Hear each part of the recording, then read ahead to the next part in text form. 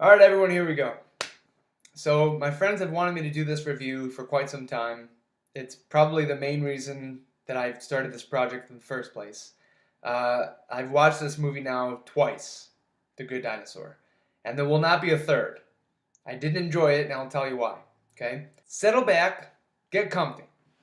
So we'll start from the beginning, okay? So the premise for this movie is for some reason, the meteor did not kill the dinosaurs, all right?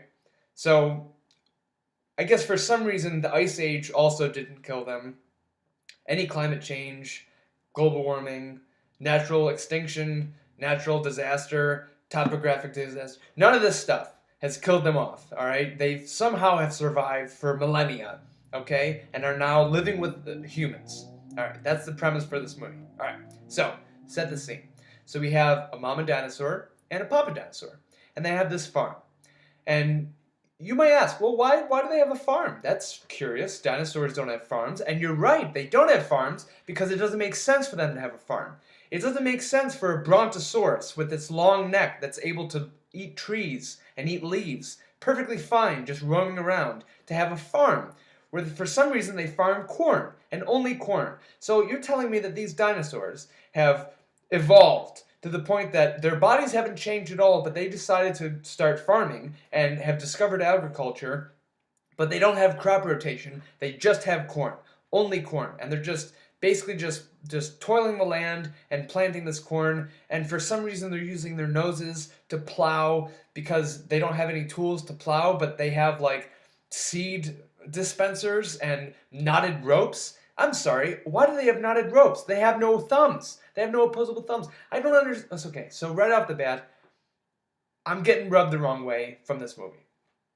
But that's fine. It's a kid's movie. It's Jim, you're looking too far into it. What's the big deal? It's just a bunch of dinosaurs. They have this farm. All right, you're right. I'm getting a little excited already. It's fine. So we have this mom and pop, and they have the ranch, and they have this barn that they live in because for some reason dinosaurs don't want to live outside anymore. And so they have these 3 eggs that the mama laid. And there's 2 normal-sized eggs, and then there's this 1 big egg. And you're just, boy, this one's going to be a monster. So you have the first egg is the first son, and then the second egg is the daughter, and they come out and they're boisterous and they're running around and stuff. And finally the big egg starts to crack open, and you look inside and it's empty. What's that? Oh no, that's right. There's just this little runt of a dinosaur. I'm pretty sure that's not how eggs work, but okay, we'll go with it. So you have this little tiny dinosaur, and his name's Arlo. And Arlo is a son of a bitch. He's scared shitless of everything. He's scared of his egg that just opened up. He's scared of his shadow. He's scared of his mom. He's scared of his dad. Scared of his brother and sister. He starts running out because he's scared of everything. He's scared of running. He runs outside. He's scared of everything out there. He's scared of everything. So, you have this scared kid. We fast forward. All the kids are grown up, all right?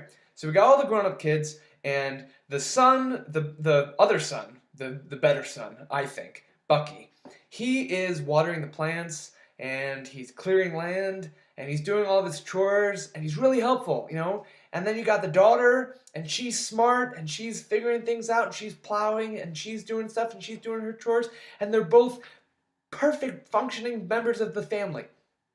Then you have Arlo, who, like I said before, is scared shitless of everything. So you can't really give him much to do, right? Because he's scared of everything. So his job, and his only job, is to feed the chickens, which for some reason the dinosaurs have because the corn isn't enough, but they don't eat meat and they don't have eggs. So, okay. But they have these chickens. They, for some reason, own the chickens, maybe as pets. I don't know. And he has to go in the pen every day and feed the chickens this corn that they make. And so every single day he goes in and he runs out screaming every day, like multiple times. And he can't feed the chickens. It's his only job and he can't do it. And finally his dad's like, you know what? This is getting a little crazy. He's not really picking up on stuff. I gotta give him something to do.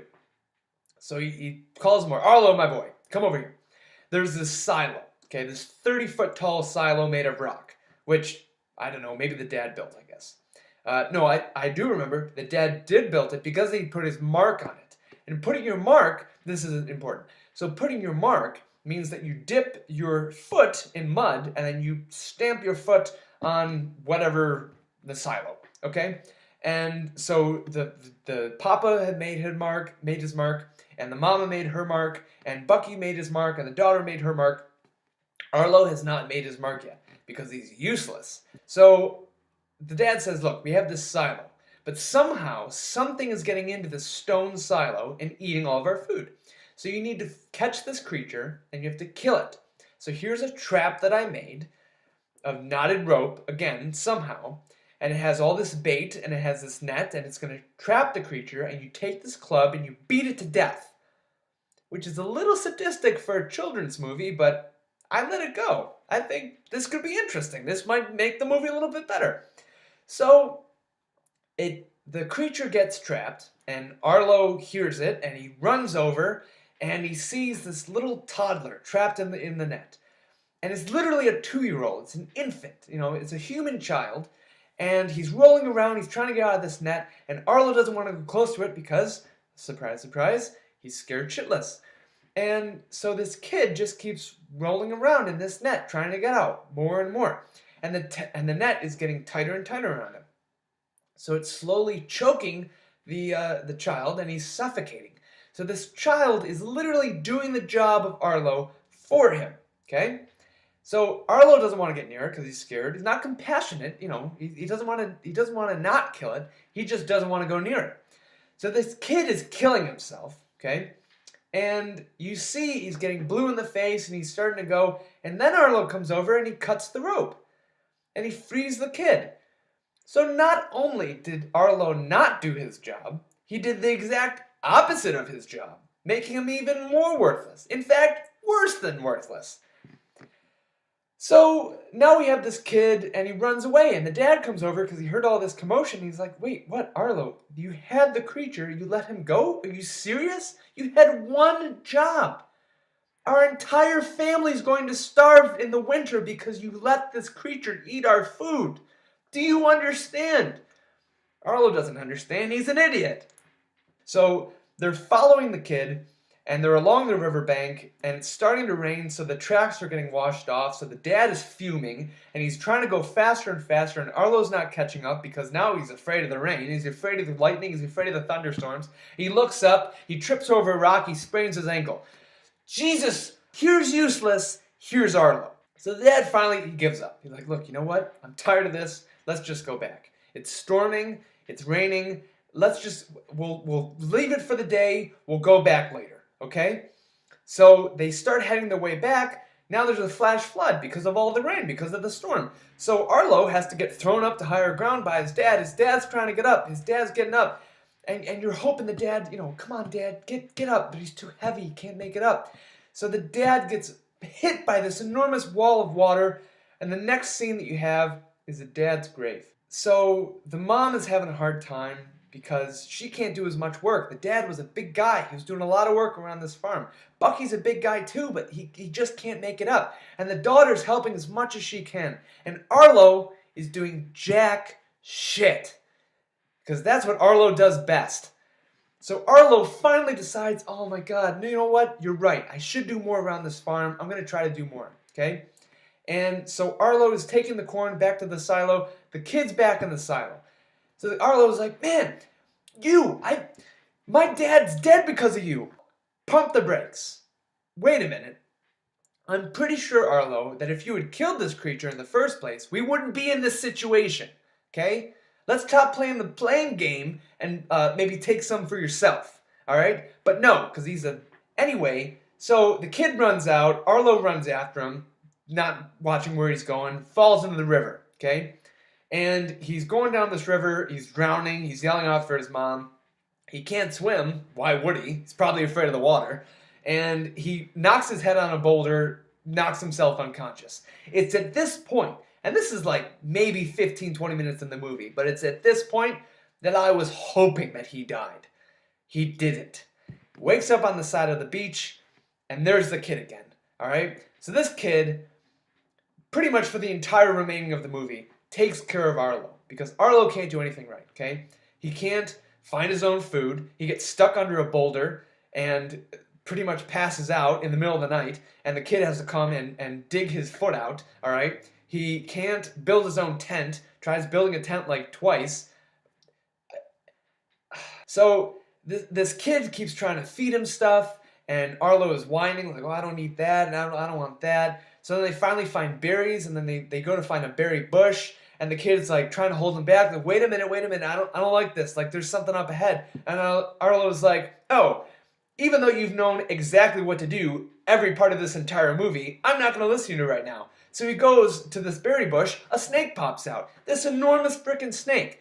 And then he starts attacking Arlo. So the kid has to go save him from the snake. So it's like, I don't know, 7 times that the kid has to save Arlo's life. I mean, and they run into all these different things. There's like the pterodactyl scavengers, and then there's these 3 like Texas Southern accent T-Rexes that are like herding like longhorn cattle. And then there's these like feathered raptors that are like trying to eat them. Like, basically, throughout the entire movie, Arlo does nothing. He's horrible. I don't know who came up with this title. He's not a good dinosaur. He sucks as a dinosaur. He's the worst dinosaur. That'd be the perfect title for this movie. The worst dinosaur. He's incompetent. He's an idiot. He can't do anything right. So we finally start getting towards the end. Finally, okay? And they're making their way towards this mountain range that Arlo knows is near his farm. So Arlo is climbing over the mountain range, and they come upon this one silhouette of like a human man out in the distance. And this entire time, this toddler human is pretty much a dog. All right, he's been Arlo's dog this entire time. And I say that because he scratches his ear with his back leg, he howls, he pants, he walks on all fours, and I mean, I understand, like, all right, so you made the dinosaurs humans, you got to make the humans something. So they made him a dog. So this little toddler howls out, and the human man howls back, and so the little kid is like, oh, I'd like to go check this out. You know, hey, Arlo, I'm going to see you later. I'm going to go check this out. Hopefully you can make it back the last 100 meters to your house. So Arlo's like, well, no, you got to stick with me. Picks the kid up, puts him back on his back. What type of shit is that? Are you kidding me? This kid saves your life like half a dozen times. He finally wants to get out of your hair. He finally wants to leave you, and you don't let him? Screw you, Arlo. Jesus. So they start making their way back to the farm, okay? And now they're literally like 100 meters away. Like they can see it, all right? They're up at the top of a hill. They can see the farm. They just got to get back down. So this human family, all right, this guy must have gone and got his family and been like, hey, there's this dinosaur with this kid. I kind of want to go get the kid.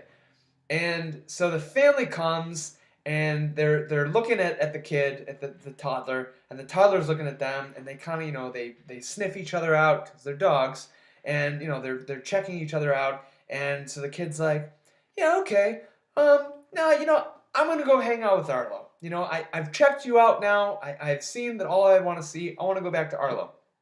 And Arlo's like, nah, go with them. What? He just wanted to go. 5 minutes ago, you didn't let him. But now you're done with them? Now you're actually back in the farm? What a piece of shit. Piece of shit, Arlo. So now this kid is like, all right, fine, like I'll go with this family. Arlo goes down to the farm. His mother's exhausted.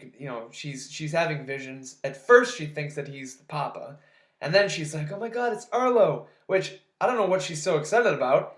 And for some reason, they end the movie with Arlo making his mark. And I just have to say, why? Why? What possibly could you think that he did that he deserves to make his mark on this silo?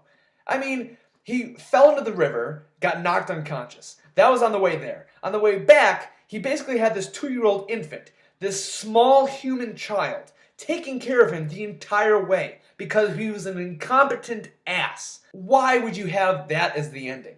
I mean, at least have him, feed the chickens correctly. Something. Stumbling his way back to home took him, forever. I mean, it couldn't have been that long. It wasn't knocked out that long in the river. If you do end up showing it to your kids, don't blame me. I warned you, all right?